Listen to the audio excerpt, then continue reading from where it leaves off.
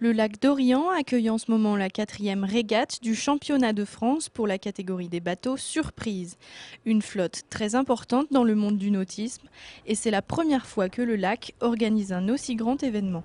C'est des compétitions très relevées, il y a les meilleurs de la voile qui se réunissent ici, notamment les Suisses. Les Suisses dominent largement la catégorie. Il y a aussi Bertrand Chéret qui vient de La Rochelle, qui a fait 2 participations aux Jeux Olympiques, qui a préparé le défi America. Pour ceux qui connaissent un petit peu, c'est la Coupe de l'America, donc c'est l'élite française au niveau de la voile.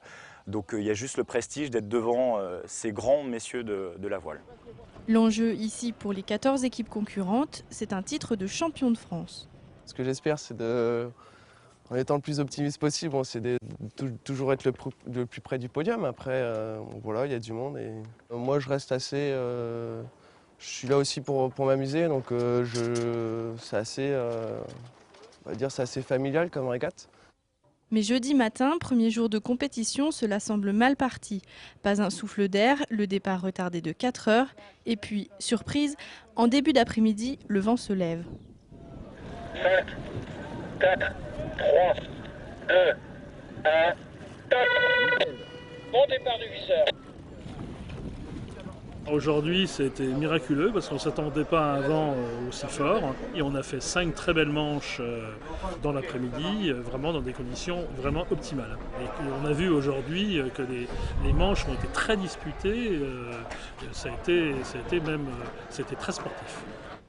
Même le vieux loup de mer de la compétition, qui a participé 2 fois au championnat olympique et a préparé la Coupe de l'America, y a trouvé son compte. On s'est bien amusé, il y avait des vents à mistouffe.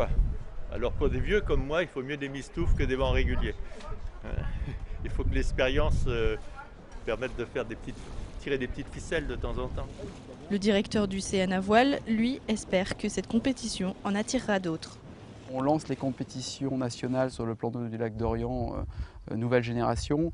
Je pense qu'effectivement, dès l'année prochaine, on pourra avoir à nouveau des gros rendez-vous en compétition sportive sur des voiliers habitables. La régate des bateaux surprises se poursuit jusqu'à dimanche au lac d'Orient. Quant à la 5e et dernière régate qui sacrera le vainqueur du championnat de France, elle aura lieu à Toulon au mois d'octobre.